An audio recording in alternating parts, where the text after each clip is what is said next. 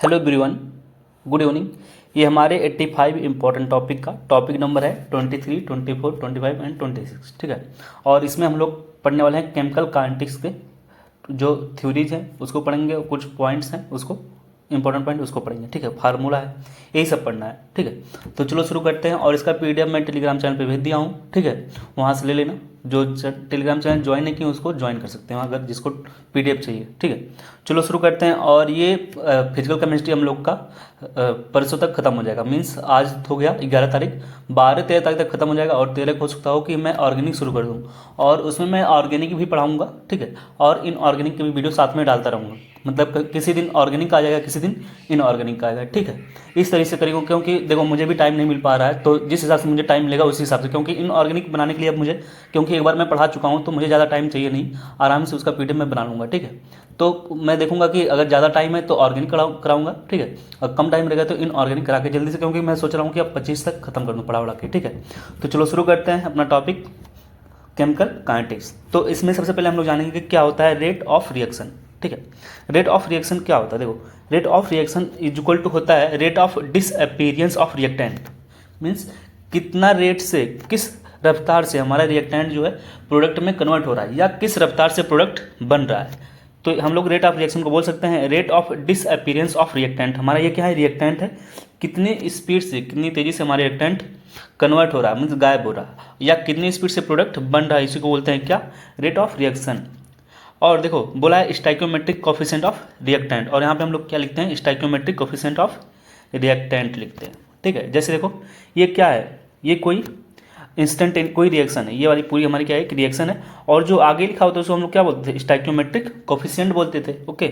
और ये देखो हमारा क्या है, इंस्टेंटेनियस रेट हम लोग पढ़े हैं। जब कभी भी हम लोग इंस्टेंट की बात करते हैं तो वहाँ पे हम लोग क्या लिखते हैं, डी लिखते हैं, ठीक है ना, ये डी लिखते हैं। और जब एक एवरेज की बात करते हैं तो हम लोग क्या लिखते हैं, डेल्टा लिखते हैं। इसलिए देखो यहाँ पे डेल्टा और यहाँ पे डी लिखा हुआ है, ठीक है। तो इंस्टेंटेनियस की बात कर रहे हैं तो यहाँ पे हम लोग देखो, जब हम लोग कोई चीज़ गायब हो रहा होगा रिएक्टेंट के साइड हम लोग क्या होता है, ये गायब हो रहा है मीन्स घट रहा है, इसलिए हम लोग यहाँ पे माइनस लिखते हैं, ठीक है। जबकि प्रोडक्ट साइड क्या, प्रोडक्ट बन रहा होता है, ये आ रहा है, इसलिए देखो यहाँ पे प्रोडक्ट साइड में हम क्या लिखते हैं, इसके लिए पॉजिटिव लिखते हैं। तो ये बता रहा है रेट ऑफ डिसअपीयरेंस को, रेट ऑफ डिसअपीयरेंस इतने को बोलते हैं क्या हम लोग, रेट ऑफ डिसअपीयरेंस ऑफ ए, ठीक है। और अपान में उसका स्टाइक्योमेट्री, तो 1/a हो जाएगा। देखो अपान में स्टाइक्योमेट्री यहाँ पे लिखते हैं, इसको अलग से लिख दिया 1/a, ठीक है।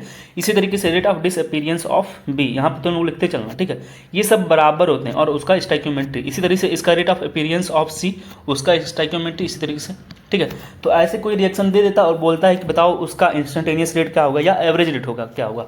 तो एवरेज में केवल हम लोग क्या लगा देते हैं, डेल्टा लगा देते हैं, और इंस्टेंटेनियस में यहाँ पे स्मॉल डी, ये बताता है स्मॉल चेंज को, ठीक है। तो एवरेज रेट देखो कैसे लिखते हैं, एवरेज रेट मतलब क्या, कि यहाँ पे देखो माइनस लिखे हैं, ठीक है। एक एवरेज रेट की बात करें हम लोग, R2 माइनस R1, ठीक है। ये हमारा क्या है, ये रिएक्टेंट हमारा गायब हो रहा है, रिएक्टेंट किस टाइम से गायब हो रहा है, एवरेज रेट इक्वल टू, और यहाँ पे T2 माइनस T1 कितने टाइम में गायब हुआ, equal to P2 minus P1, ये कितना प्रोडक्ट बन रहा है। यहाँ पे देखो माइनस, ये क्या है, रेट ऑफ डिसअपीयरेंस ही हमारा, एवरेज रेट इक्वल टू होता है रेट ऑफ डिसअपीयरेंस, ठीक है। या उसी को हम लोग डेल्टा, इस पूरे को क्या लिख सकते हैं, डेल्टा आर, इसी को लिखा हुआ यहाँ पे एवरेज रेट, एवरेज रेट लिख सकते हैं इसको डेल्टा आर, या इस तरीके से इसको लिख सकते हैं, क्योंकि ये रिएक्टेंट के लिए था।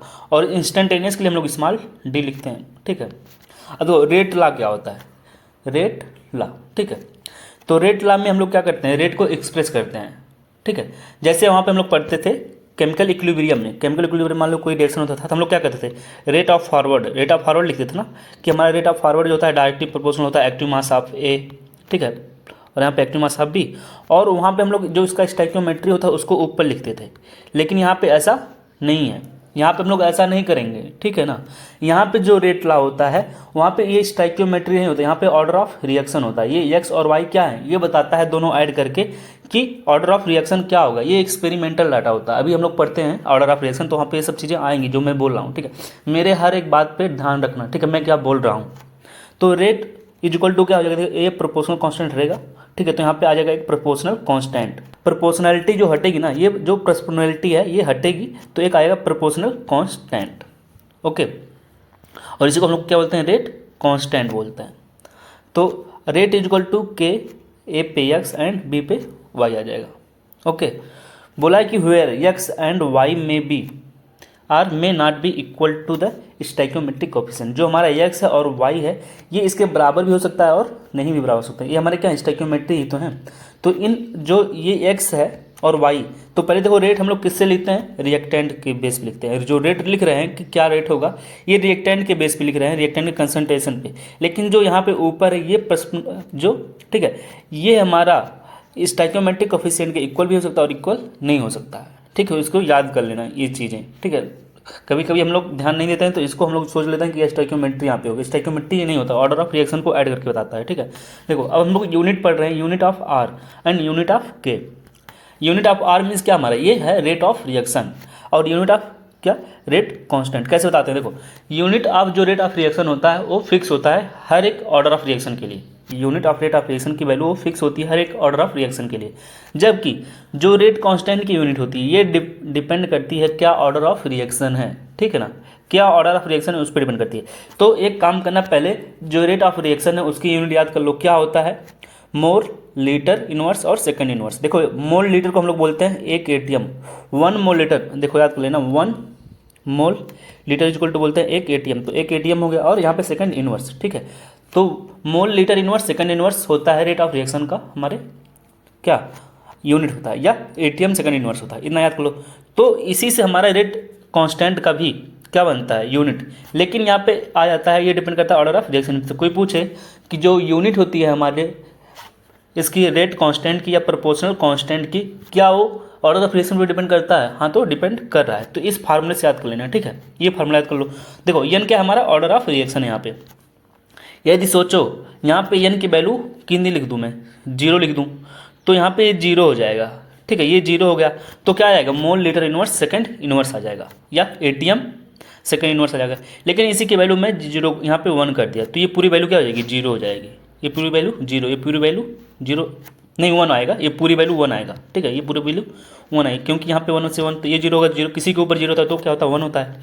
तो यहाँ पे जो यूनिट आएगा सेकंड इनवर्स आ जाएगा। ठीक है, ऐसे 2 के लिए। तो कभी कभी ऐसे पूछ लेगा, बताओ ऑर्डर ऑफ रिएक्शन 2 है 3 है, कुछ भी दे देगा। ठीक है, तो के की वैल्यू बताओ, के का यूनिट क्या होगा, तो ऐसे निकाल लेना। ठीक है, देखो मैं बोला हूँ कि टू फाइंड द, यहाँ पे एक इंपॉर्टेंट लाइन लिखा हूँ, क्या है कि to find order of reaction, ये हमको ऑर्डर ऑफ रिएक्शन बताना है बाई यूनिट। लेकिन देखो अभी तो यहाँ पे यूनिट तुमको पूछेगा, हो सकता हो यूनिट पूछे कि सेकंड ऑर्डर रिएक्शन उसका यूनिट बताओ। ठीक है, लेकिन यूनिट दे दिया हो, यदि यूनिट दे दिया हो तो पूछे कि बताओ ऑर्डर ऑफ रिएक्शन क्या होगा, कैसे पहचानोगे, ये एक ट्रिक है, उससे पहचानना है। ठीक है, क्या करना है, देखो यदि हमको यूनिट दिया हो, यदि हमको यूनिट दिया हो और हमसे पूछ रहा हो कि बताओ ऑर्डर ऑफ रिएक्शन क्या है, तो उस यूनिट में लीटर ऐड कर देना, उस यूनिट में लीटर ऐड कर देना।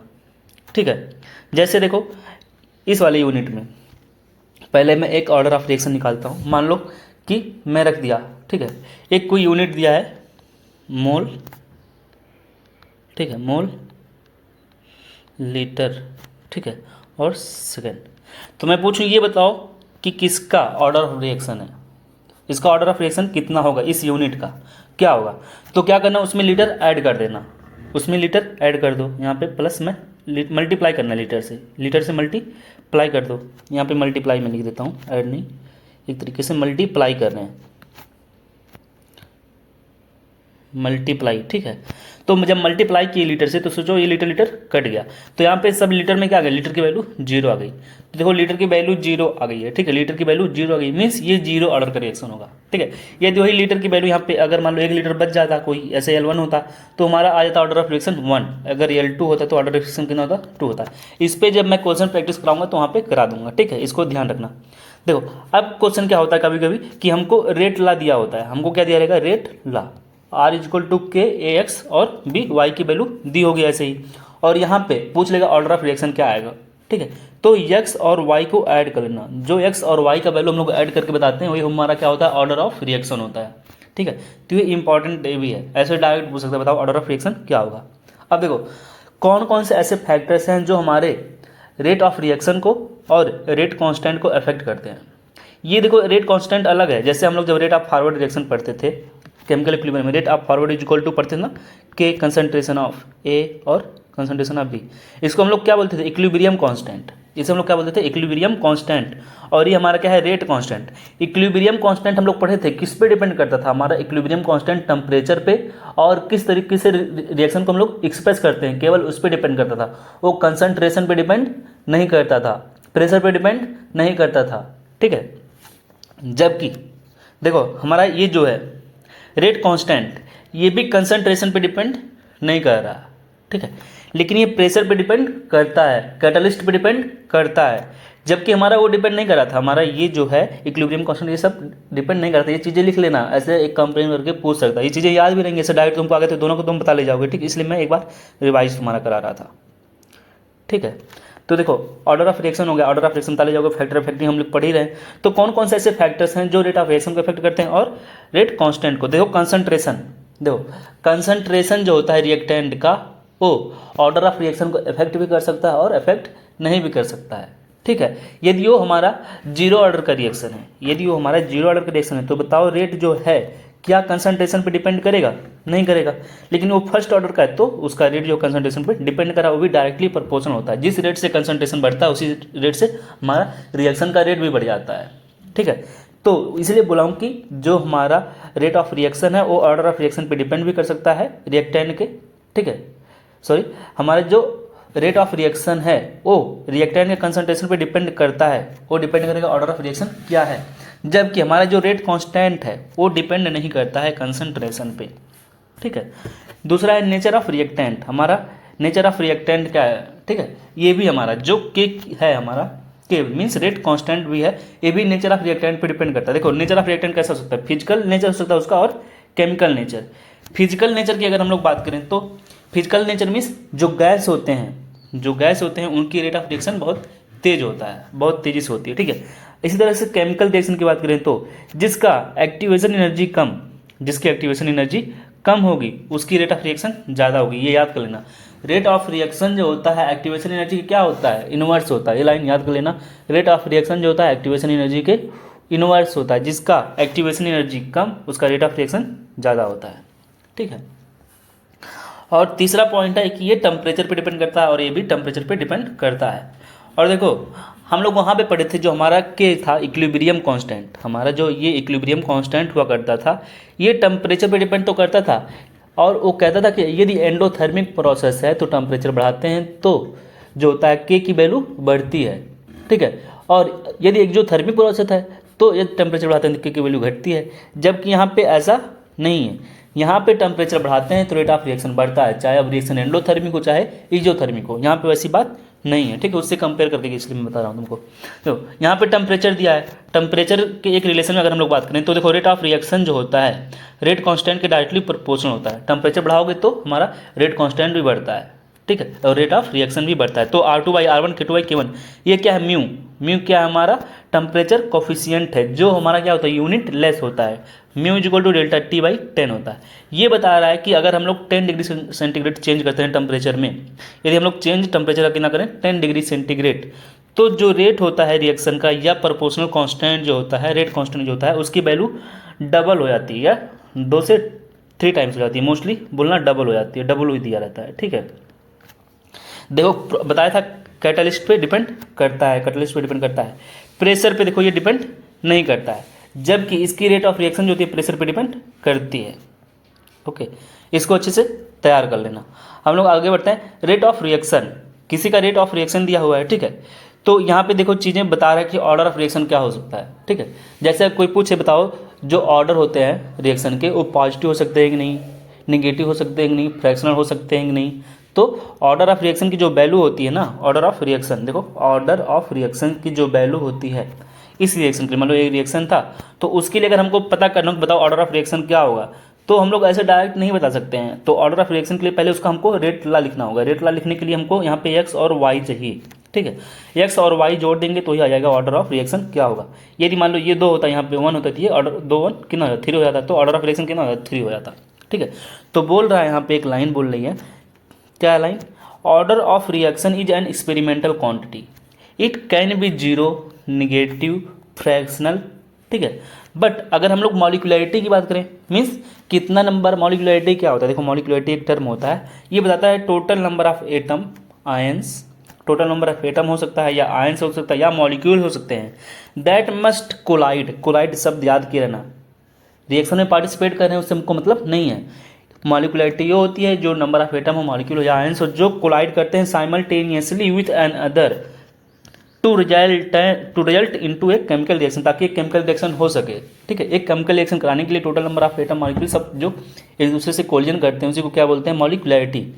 तो मॉलिकुलरिटी की जो वैल्यू होती है वो देखो क्या होती है। जैसे ये बोल रहा है कि ऑर्डर ऑफ रिएक्शन की जो वैल्यू होती है जीरो भी हो सकती है, निगेटिव हो सकती है, फ्रैक्शनल भी हो सकती है, जबकि जो मॉलिकुलरिटी की जो वैल्यू होती है कभी जीरो नहीं होती है। लाइन याद कर लेना, मॉलिकुलरिटी की वैल्यू कभी जीरो नहीं होती है। नॉन इंटीग्रल, वो कभी फ्रैक्शन में नहीं आता है। ठीक है, ऑर्डर देखो बोला कि next line, order is applicable to elementary reaction. हम लोग जो ऑर्डर ऑफ रिएक्शन पढ़ते हैं किसके लिए पढ़ते हैं, एलिमेंटरी रिएक्शन के लिए पढ़ते हैं, as well as complex reaction. Order of reaction किसके लिए हम लोग पढ़ते हैं, एलिमेंटरी रिएक्शन के लिए और कॉम्प्लेक्स रिएक्शन के लिए। एलिमेंटरी रिएक्शन किसे बोलते हैं, ऐसा रिएक्शन जो एक सिंगल स्टेप में होता है, reaction which is occurring in single step known as the elementary reaction. And complex reaction ऐसा होता है जो मल्टी स्टेप में होते हैं। Whereas molecularity is applicable only for the elementary reaction. ये लाइन याद कर लेना कि हम लोग ऑर्डर ऑफ रिएक्शन जो पढ़ते हैं वो दोनों के लिए एप्लीकेबल होता है, एलिमेंटरी रिएक्शन के लिए भी, कॉम्प्लेक्स रिएक्शन के लिए भी, जबकि मॉलिकुलरिटी जो होती है केवल और केवल एलिमेंटरी रिएक्शन के लिए होती है। फॉर कॉम्प्लेक्स रिएक्शन के लिए मॉलिकुलरिटी जो होती है हैज़ नो मीनिंग। ये लाइन बहुत ज़्यादा इंपॉर्टेंट है। ठीक है, ये सब लाइन इसको अच्छे से तैयार करना। Complex reaction, for the complex reaction order is given by the slowest step. अगर कोई कॉम्प्लेक्स रिएक्शन है तो उसको अगर हमको ऑर्डर बताना है कि बताओ, तो हम लोग कैसे बताते हैं, स्लोवेस्ट स्टेप के थ्रू बताते हैं। तो अभी हम लोग पढ़े थे ना कि चाहे वो एलिमेंटरी रिएक्शन हो चाहे कॉम्प्लेक्स रिएक्शन हो, हम दोनों का ऑर्डर ऑफ रिएक्शन पढ़ते हैं, लेकिन ऑर्डर ऑफ रिएक्शन किससे बताते हैं, स्लोवेस्ट स्टेप से बताते हैं। एंड मॉलिकुलरिटी जो होती है slowest step is same as the order of reaction. और जो मॉलिकुलरिटी होती है हमारे, ठीक है, रिएक्शन की स्लोवेस्ट स्टेप की, वो हमारे ऑर्डर ऑफ रिएक्शन के बराबर हो जाएगा। मॉलिकुलरिटी क्या होती है तो बता ही दिया, इसकी वैल्यू क्या होती है, नॉन मतलब न तो जीरो होती है न तो नॉन इंटीजर होती है, और ये अप्लीकेबल होता है ओनली कहाँ पे, एलिमेंटरी रिएक्शन में। ओके, अब देखो यहाँ पे कुछ इंपॉर्टेंट पॉइंट्स हैं। Important kinematic expression for the reaction type A to B. यदि कोई reaction type A to B है तो उसका देखो हम लोग पढ़ते हैं ऑर्डर ऑफ रिएक्शन पढ़ने जा रहे हैं। First order, zero order of reaction, first order of reaction और थर्ड ऑर्डर ऑफ रिएक्शन। देखो जीरो, फर्स्ट, थर्ड और nth order of reaction. Okay, तो जीरो ऑर्डर ऑफ रिएक्शन हम लोग पढ़ेंगे फर्स्ट ऑर्डर ऑफ रिएक्शन और सेकंड और third, sorry nth order of reaction. ठीक है, तो एक होता है डिफरेंशियल रेट लॉ। ठीक है, ये बताओ पहले जो डिफरेंशियल रेट लॉ हम लोग पढ़ते हैं, ठीक है, उसमें, ठीक है, उसमें जो हमारा जीरो ऑर्डर होता है, इसमें जो हमारा जीरो ऑर्डर होता है वो रेट, अगर हम लोग बोलें इसके लिए, देखो इसके लिए मैं यहाँ पे बता रहा हूँ, तो इसके लिए हम लोग पढ़ते हैं जीरो ऑर्डर के लिए रेट इजल टू, ये तो डिफरेंशियल फॉर्म में देखो कुछ इस तरह से रेट इजल टू के लिखेंगे। इसका डिफरेंशियल फॉर्म क्या होगा, रेट इजल टू के, इसका equal to rate equal to k पे ए स्क्वायर। ये डिफरेंशियल रेट ला है। तो ये बताओ डिफरेंशियल रेट ला हम लोग जो देख रहे हैं इसमें जो बताओ रेट जो है क्या इनिशियल कंसंट्रेशन पर डिपेंड कर रहा है रिएक्टेंट के, ये बताओ जीरो ऑर्डर रिएक्शन का जो रेट है क्या रिएक्टेंट के कंसंट्रेशन पर डिपेंड कर रहा है, नहीं कर रहा है। तो ऐसे ही डायरेक्ट कभी क्वेश्चन पूछता है कि बताओ किसका जो है रेट ऑफ रिएक्शन रिएक्टेंट के कंसंट्रेशन पे डिपेंड नहीं करता है, रेट के मैं बोल रहा हूँ, तो जीरो ऑर्डर का जो रेट ऑफ रिएक्शन है वो रिएक्टेंट के कंसंट्रेशन पे डिपेंड नहीं कर रहा है। कौन सा होता है ऑर्डर ऑफ रिएक्शन जिसके डायरेक्टली प्रोपोर्शनल होता है, फर्स्ट होता है। कौन उसके स्क्वायर के डायरेक्टली प्रोपोर्शनल होता है, ठीक है, सेकंड। ये बताने के लिए यहाँ पे के ए पे एन कर देना, के ए पे एन कर दोगे तो nth ऑर्डर के लिए हम लोग बता ले जाएंगे। ठीक है, ये जनरल फार्मूला होता है रेट बताने के लिए। अगर हम लोग उसी का इंटीग्रेटेड फार्मूला लें तो इंटीग्रेटेड फार्मूला क्या होगा, देखो ये हमारा इनिशियल कंसंट्रेशन है रिएक्टेंट का माइनस कुछ समय के बाद का ये है concentration is equal to k t, A naught minus A is equal to k t. देखो लिखा है कि ये क्या है, इनिशियल कंसंट्रेशन है, concentration at time t means किसी टाइम टी पे ये कंसंट्रेशन है। ठीक है, ये जीरो ऑर्डर के लिए था। फर्स्ट ऑर्डर के लिए हम लोग क्या लिखते हैं, k t is equal to l n, ठीक है, initial concentration upon concentration at time t पे है। सेकंड ऑर्डर के लिए कुछ फार्मूला ये है और थर्ड ये जनरल फार्मूला हो गया। ठीक है, इसी तरीके से हाफ लाइफ अगर लिखना हो तो देखो जो जीरो ऑर्डर रिएक्शन है, जीरो ऑर्डर रिएक्शन का जो हाफ लाइफ है, ठीक है, फार्मूला देख लीजिए एक बार, T half is equal to A naught upon two K. Formula काफ़ी इंपॉर्टेंट है, याद कर लेना। जीरो ऑर्डर रिएक्शन के लिए क्या, t half is equal to initial concentration upon two k. अब मैं पूछूं कि बताओ कौन सा ऑर्डर ऑफ रिएक्शन है जिसका जो टी हाफ है, क्या टी हाफ, वो डायरेक्टली प्रोपोर्शनल होता है इनिशियल कंसंट्रेशन के। तो ऐसा कौन सा है हमारा जीरो ऑर्डर रिएक्शन? कौन सा ऐसा ऑर्डर ऑफ रिएक्शन है जिसका जो टी हाफ की वैल्यू हो वो कंसंट्रेशन पर डिपेंड नहीं करती है? तो फर्स्ट ऑर्डर। देखिए इसका जो रेट है वो डायरेक्टली प्रोपोर्शनल था, ठीक है, और ये इसका जो टी हाफ है वो कंसंट्रेशन में डिपेंड नहीं कर रहा है। इसका जो रेट है वो कंसंट्रेशन में डिपेंड नहीं कर रहा है, इसका टी हाफ कंसंट्रेशन के डायरेक्टली प्रोपोर्शनल है। ये इंपॉर्टेंट करना, किसका इनवर्सली प्रोपोर्शनल है? तो इसका है, ठीक है। तो ऐसे डायरेक्ट फार्मूला याद कर लो कि किसी भी nth ऑर्डर के लिए, किसी भी nth ऑर्डर के लिए जो टी हाफ होता है वो डायरेक्टली प्रोपोर्शनल होता है उसके कंसंट्रेशन के, ठीक है। अब यहाँ पे लिख देना 1 माइनस एन, ये जनरल फार्मूला है 1 माइनस एन, ठीक है। तो 1 माइनस एन है, तो यहाँ पे मैं अगर जीरो कर दूँ, यहाँ पे जीरो ऑर्डर कर दिया तो देखो ये डायरेक्टली प्रोपोर्शनल हो गया। सिर्फ एक का याद कर लो जीरो ऑर्डर का, कि जीरो ऑर्डर का जो टी हाफ होता है क्या होता है, जीरो ऑर्डर का टी हाफ जो होता है उसके इनिशियल कंसर्न के डायरेक्टली प्रोपोर्शनल होता है। बस इसका याद रहेगा, बाकी फार्मूला बना सकते हो। तो इसका यहाँ पे 1 होना ही चाहिए तभी तो होगा। यहाँ पे -1 कर दो, अगर हमको सेकंड के लिए क्या वो इंडिपेंडेंट होता है तो यहाँ पे 1 करना पड़ेगा तभी तो जीरो होगा, तो 1 माइनस एन होता है। ये फार्मूला याद कर लेना, ठीक है। ये इंडेक्स याद कर लेना पूरा जो दिया गया चार्ट। इसी तरीके से अगर हम लोग ग्राफ की बात करें, अब देखो ग्राफ ये कैसे आया है, ये सब ग्राफ जो अभी देख रहे हो यहाँ पे फर्स्ट ऑर्डर, देखो यहाँ पे जीरो ऑर्डर के लिए फर्स्ट ऑर्डर, ये सेकंड ऑर्डर के लिए ये जो ग्राफ बना है सब फार्मूला बेस्ड है। फार्मूला बेस्ड कैसे? ये डायरेक्ट हमसे ग्राफ पूछ सकता है, ठीक है। बताओ कि ये ऐसे बोलता है कि कोई जीरो ऑर्डर रिएक्शन है, बोल दिया जीरो ऑर्डर रिएक्शन है, ठीक है। उसका जो टी हाफ का, उसके टी हाफ और इनिशियल के कंसंट्रेशन पे रिलेशन बताइए, इनिशियल कंसंट्रेशन। तो बताओ टी हाफ और इनिशियल कंसंट्रेशन का फार्मूला पहले याद होना चाहिए। फार्मूला क्या था कि हमारा जो टी हाफ है इनिशियल कंसंट्रेशन का formula t half is equal to होता है, देखो अभी हम लोग पढ़े थे t half is equal to initial concentration upon 2 k, यही तो पढ़े थे।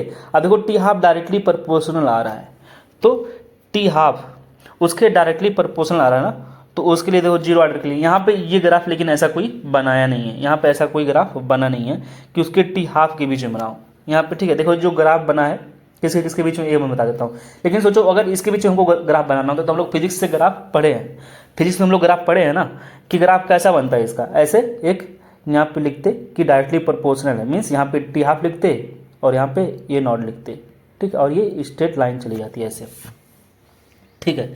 चलो एक बार देख लेते हैं सबका यहाँ पे कि हमारा क्या होगा, जीरो ऑर्डर रिएक्शन हो गया। जीरो ऑर्डर रिएक्शन का हम लोग पढ़े थे कि पूछ रहा है कि इनिशियल कंसंट्रेशन से बताइए। जीरो ऑर्डर रिएक्शन का जो रेट है, रेट वर्सेज हम लोग पढ़ रहे हैं इनिशियल कंसंट्रेशन से, तो बताओ जो रेट था जीरो ऑर्डर रिएक्शन का क्या हो, इसके इनिशियल कंसंट्रेशन पर डिपेंड कर रहा था, रिएक्टेंट के नहीं कर रहा था। तो इसलिए देखो ये हम लोग रेट क्या है हमारा, यहाँ पे ये कंसंट्रेशन हम लोग इधर बढ़ा रहे हैं लेकिन रेट की वैल्यू कांस्टेंट है, मीन्स फिक्स है, जो थी वही है, ठीक है। यदि हम लोग टाइम से कंपेयर करें, ये कह रहा है कि कंसंट्रेशन का जो हमारा कंसंट्रेशन है रिएक्टेंट का, यदि उसका हम लोग टाइम से क्या करें, एक बार रिलेशन देखें तो ये टाइम के साथ कंसंट्रेशन क्या होता था, कम होता जाता है। देखो ये ग्राफ है, ठीक है, जीरो ऑर्डर के लिए, और ये सब ग्राफ कहाँ से बन रहा है, यहाँ से बन रहा है, यहाँ से बन रहा है, ठीक है। इसके बीच में और इसके बीच में ग्राफ बन रहा है, देखो ये एक ऐसे आ रहा है, ठीक है। इसको मैं उधर ले जाऊँ, देखो इसको मैं कैसे लिख सकता था, इस वाले रिएक्शन को, ये मैं उसको इधर ले गया, इसको इधर लेके आया, तो देखो ए इज इक्वल टू हो जाएगा, ठीक है। इसको मैं इधर ले गया, इसको इधर, यहाँ पे मैं लिखता हूँ ये ए हो गया है, ठीक है, और ये ए नॉट और ये माइनस के टी। तो देखो टाइम का ऐसे आ रहा ना, टाइम निगेटिव स्लोप बनेगा क्योंकि टाइम हमारा क्या है, देखो स्लोप यहाँ पे हमारा माइनस के है और ये निगेटिव स्लोप बनाएगा, इसलिए देखो इसका निगेटिव स्लोप बना है। फार्मूला अगर याद रहेगा ना तो ग्राफ बना ले जाओगे। फिजिक्स में हम लोग पढ़ते हैं ग्राफ का, कितना ग्राफ पढ़ते हैं ऐसे, लॉग ए वर्सेज टी का, देखो लॉग ए वर्सेज टी का, तो इसका बना ले जाओगे, ठीक है। एलएन से लॉग का, लॉग के फॉर्म में बोल रहा है तो वहाँ से बना ले जाओगे, ठीक है। और लेकिन इतना कॉम्प्लेक्स पूछेगा नहीं, बस यहाँ तक का याद कर लेना, ये सब मत याद करना तुम लोग, ठीक है। सिर्फ ये वाली चीज़ें याद कर लेना, इतनी, ये वाला जो मैं ग्राफ बना रहा हूँ ये चारों ग्राफ अच्छे से याद कर लेना, ठीक है। अब देखो पढ़ते हैं pseudo first order reaction. Pseudo first order reaction क्या होता है? स्यूडो फर्स्ट ऑर्डर रिएक्शन उसे बोलते हैं जिसका ऑर्डर ऑफ रिएक्शन तो 1 होता है बट मॉलिक्युलरिटी जो होती है 1 से ज़्यादा होती है। कोई पूछे स्यूडो फर्स्ट ऑर्डर रिएक्शन क्या होते हैं तो बोलोगे जिसका ऑर्डर ऑफ रिएक्शन 1 होता है बट मॉलिक्युलरिटी क्या होती है, 1 से ज़्यादा होती है, ठीक है। जैसे एग्जाम्पल याद करना रिएक्शन का, पूछ लेगा किसी में से कौन सा एग्जाम्पल है जो स्यूडो फर्स्ट ऑर्डर रिएक्शन का एग्जाम्पल है, तो इन्वर्जन ऑफ केन शुगर, ठीक है, और hydrolysis of methyl acetate in aqueous solution, ठीक है। इसी तरीके से हम लोग को एग्जांपल पूछते हैं जीरो ऑर्डर रिएक्शन का एग्जांपल और फर्स्ट ऑर्डर रिएक्शन पूछेगा, इसमें से कौन सा फर्स्ट ऑर्डर रिएक्शन है, तो कैसे बताओगे? जितनी भी रेडियो एक्टिविटी होती हैं वो हम लोग किसके अंतर्गत पढ़ते हैं? फर्स्ट ऑर्डर रिएक्शन से रिलेटेड होता है। देखो, ऑल रेडियो एक्टिविटी के फर्स्ट ऑर्डर रिएक्शन होते हैं। ये जो रिएक्शन है, ठीक है, ये जो रिएक्शन है हैबर प्रोसेस जो अमोनिया हम लोग बनाते हैं उसमें हम लोग इसका डिके करवा रहे हैं, तोड़ रहे हैं, तो नाइट्रोजन और हाइड्रोजन बन रहा है। इसी तरीके से हाइड्रोजन आयोडाइड का तोड़ रहे हैं, तो ये दोनों जीरो ऑर्डर रिएक्शन है, ठीक है ना। जो कैटालिस्ट के प्रेजेंस में रिएक्शन होती है ना, मोस्टली देखोगे, और सरफेस रिक्वायर करे, एलिमेंट रिक्वायर करे, वो हमारा जीरो ऑर्डर रिएक्शन का होगा, ठीक है। एग्जाम्पल तैयार कर लेना।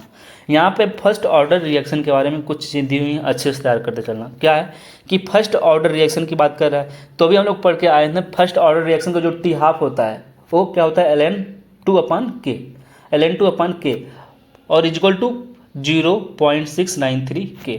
अब यहाँ पे पूछेगा कि एक ग्राफ बताओ, एक ग्राफ बताओ टी हाफ का उसके कंसंट्रेशन से, इनिशियल कंसंट्रेशन, टी हाफ और इनिशियल कंसंट्रेशन के बीच में एक ग्राफ बनाओ। तो हम लोग जानते हैं टी हाफ, देखो यहाँ पे लिख दिया, और इनिशियल कंसंट्रेशन यहाँ पे। ये बताओ फार्मूले में कहीं पे इनिशियल कंसंट्रेशन आ रहा है? नहीं आ रहा है। तो हम कहूँ, मैं बोलूँगा कि जो हमारा जो टी हाफ है वो उसके इनिशियल कंसंट्रेशन पर डिपेंड नहीं करता है, ठीक है। तो ये हमारा ग्राफ हो जाएगा, ठीक है। तो ये फार्मूला डायरेक्ट याद कर लेना, t half is equal to होता है 0.693/k, ठीक है।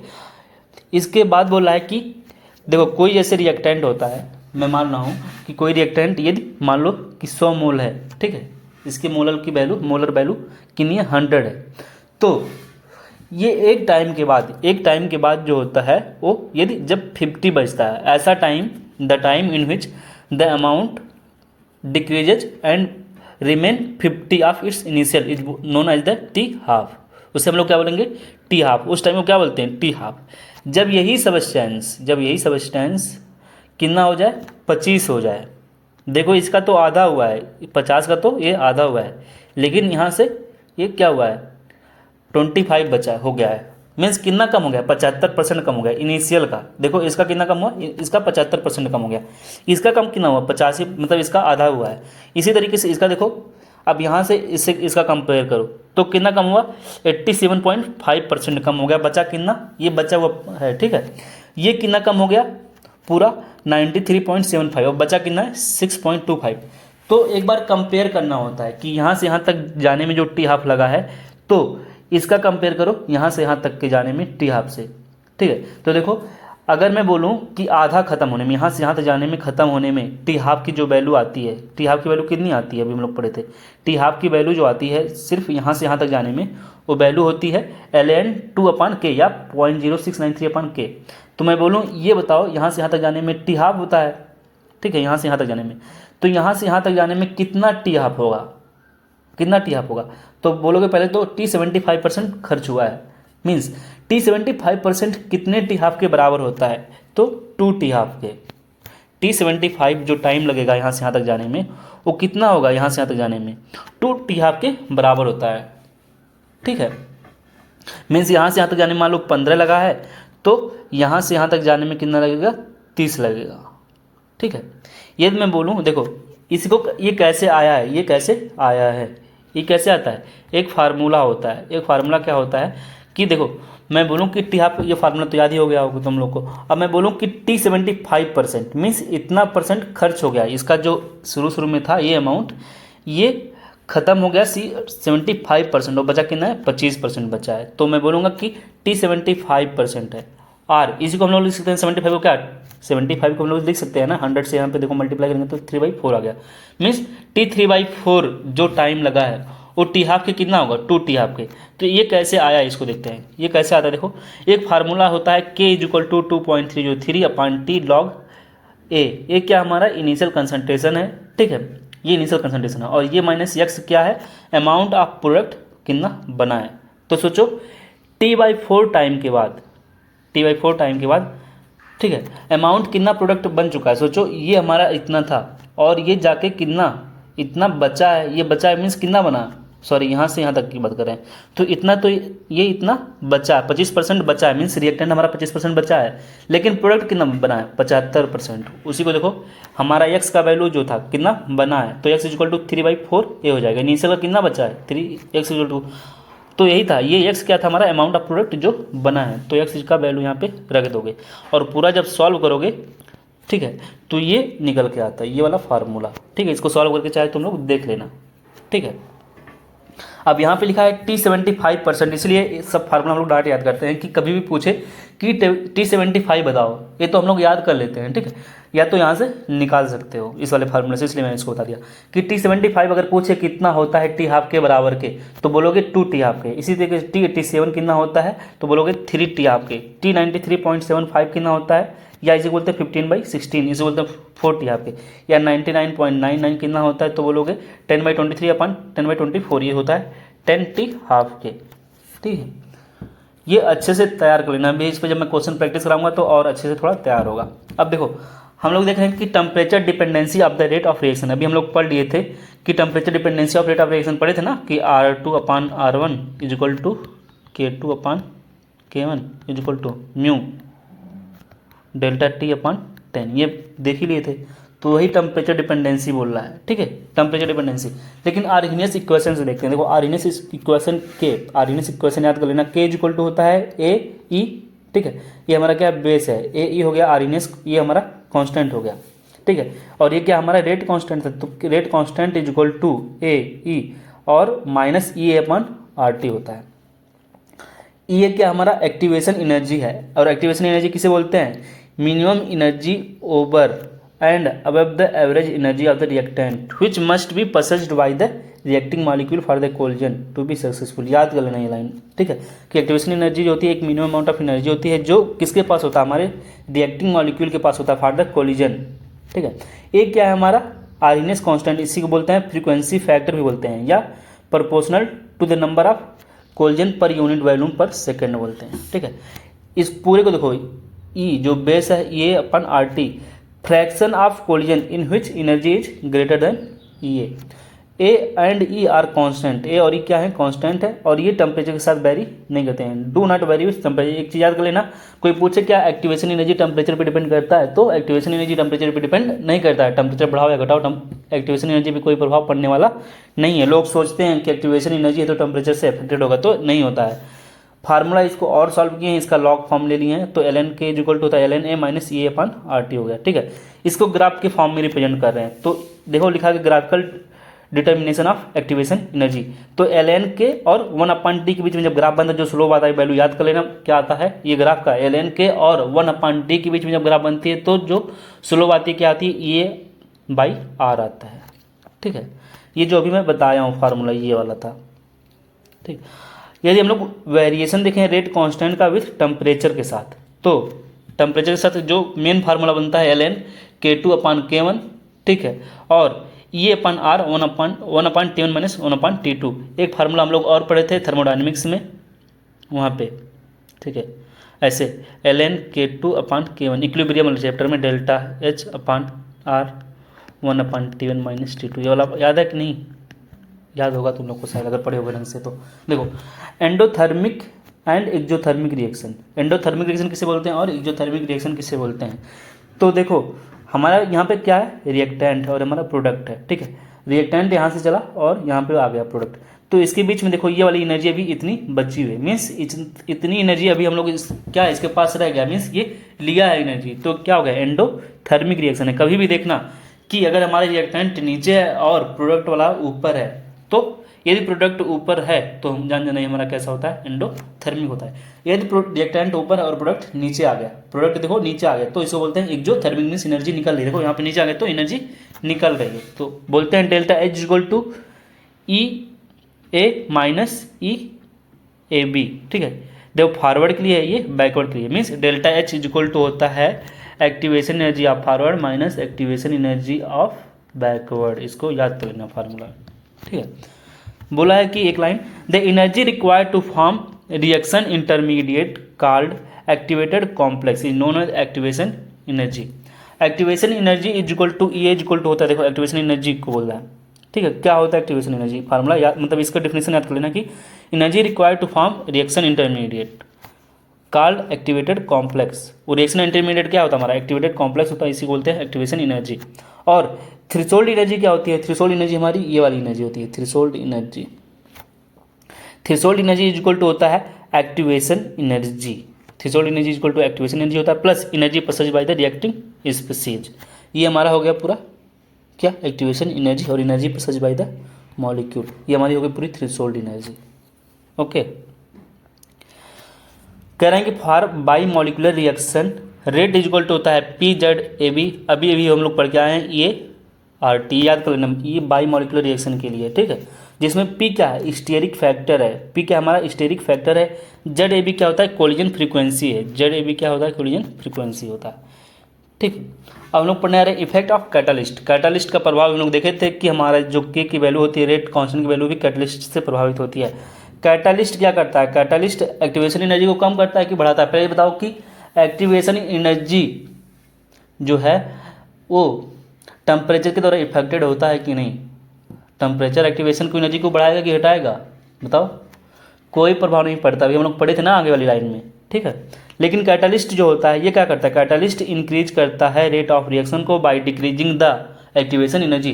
कैटालिस्ट जो होता है एक्टिवेशन एनर्जी को कम कर देता है ताकि रेट ऑफ रिएक्शन बढ़ जाए, ठीक है, ये लाइन लिखा है। Small amount of catalyst can catalyse the large amount of the reactant. एक catalyst does not alter the गिव्स फ्री एनर्जी, याद कर लेना, कैटालिस्ट जो होता है डेल्टा जी को चेंज नहीं करता, जैसे टेम्परेचर जो होता है एक्टिवेशन एनर्जी को चेंज नहीं करता, इसी तरीके से हमारा जो कैटालिस्ट है डेल्टा जी को भी चेंज नहीं कर सकता। Catalyst does not change the equilibrium constant, ये हम लोग पढ़ चुके हैं, बताया था ना भी जब मैं वहाँ पे कंपेयर कराता था। तो कैटालिस्ट जो होता है हमारे इक्विलिब्रियम कांस्टेंट को इफेक्ट नहीं करता, लेकिन रेट कांस्टेंट को इफेक्ट करता है। एक catalyst can catalyse the spontaneous reaction only, catalyst जो होता है कैटलाइज करता है स्पॉन्टेनियस रिएक्शन को केवल, ठीक है। तो हमारा थ्योरी खत्म हो गया, ठीक है, इसका क्वेश्चन का वीडियो आज आ जाएगा। कुछ क्वेश्चन जो हैं उसके सॉल्यूशन के बच गए हैं, वो भी मुझे कराने हैं, वो मैं करा दूंगा, वीडियो आ जाएगी, ठीक है। थोड़ा मैं बिजी था क्योंकि हॉस्पिटल में जाना पड़ गया था, एक लोग बीमार थे, ठीक है, तो रिलेटिव थे एक जूनियर का, तो जाना पड़ गया था, तो ठीक है, उसको भी मैं डाल दूंगा। और इसको अच्छे से तैयार कर लेना, इसका मैं पीडीएफ टेलीग्राम चैनल पे भेज दूंगा, ठीक है। इसको खूब अच्छे से तैयार करना, देखो एक दो क्वेश्चन तो आता है, 2023 में यहाँ से 2 क्वेश्चन आए थे, तो मान के चलो इस बार भी 2 क्वेश्चन आना ही आना है, क्योंकि सिलेबस ऐसे भी कम हुआ है, तो क्वेश्चन आएंगे यहाँ से, ठीक है। अच्छे से तैयार करना, इसका मैं जो PYQ है एनसीईआरटी में करा दूंगा, एनसीईआरटी तुम लोग को दूंगा करने के लिए, और PYQ मैं अच्छे से कराऊंगा, ठीक है। तो थैंक यू, वीडियो पसंद आएगी तो वीडियो को शेयर करना और चैनल को सब्सक्राइब कर लेना।